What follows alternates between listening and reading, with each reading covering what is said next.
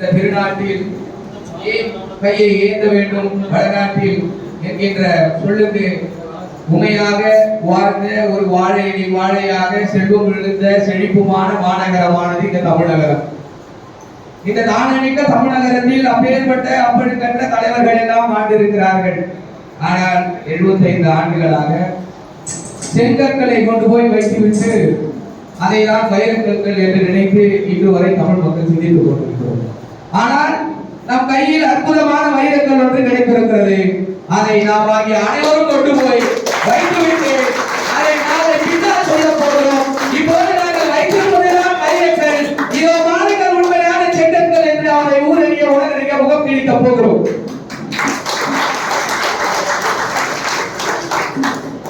அறிவில் சிறந்த பெரியவர்களே, அன்புக்குரியவர்களே, உங்களிடம் ஒன்றை மட்டும் சொல்லிக் கொள்ள விரும்புகிறேன்.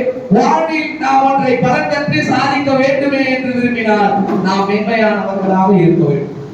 அப்பேற்பட்ட மென்மை எங்கே கடைபிடிக்கப்பட வேண்டும்? மென்மை என்றால் என்ன? ஒரு வண்டி ஒரு மரத்தின் அடுத்த பகுதியில் நுழைந்து அடுத்த பகுதியை நுழைந்தெறியக்கூடிய தன்மை கொண்டது.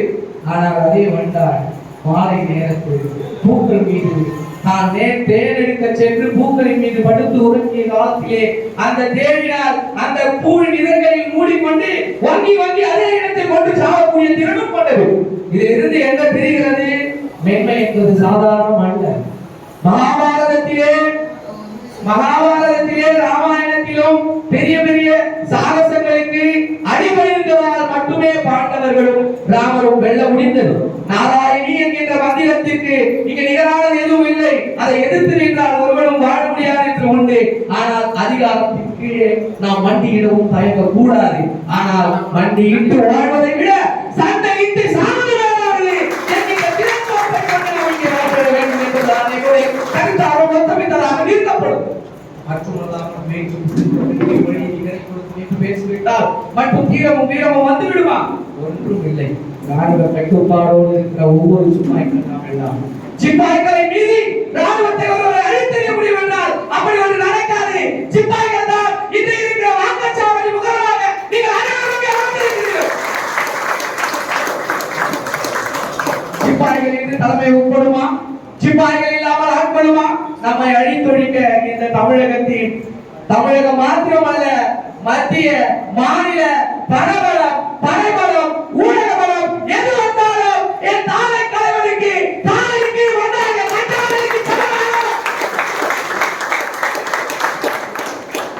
அறிவில் சார்ந்த அன்பு சார்ந்த உறவுகளே, ஆத்திரமிக்க பேச்சினாலும் அதிர்பட்ட எழுச்சினாலும் விழித்துக் கொள்ளாமல் விட்டுவிட்டால் இனி நம்மளை அடக்கி ஆள்வதற்கு யாரும் இல்லை என்று நாம் நினைத்து விடுவோம். அது மட்டுமே நமக்கு சரியாக அமையாது.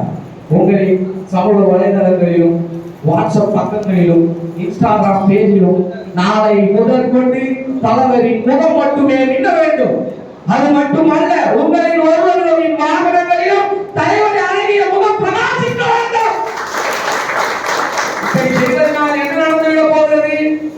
100 பேர் போட்டு தெருல நடந்தோம்னா 10 பேர் பார்த்து வருவாங்க வரமாட்டாங்க. எங்க போனாலும் இந்த முஞ்சாரு, எந்த பக்கம் வாட்ஸ்அப் இருந்தாலும் எந்த பக்கம் பேஸ்புக் பார்த்தாலும் இந்த முஞ்சாரு.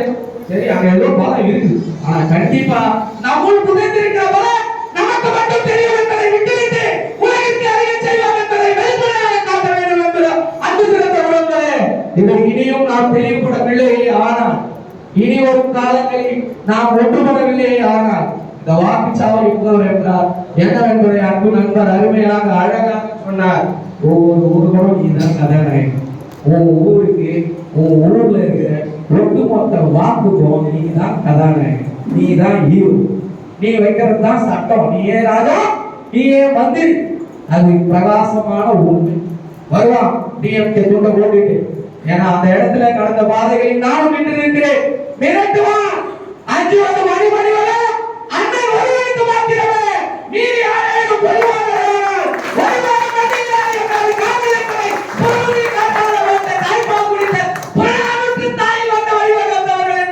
நிரூபித்து காட்ட வேண்டும்.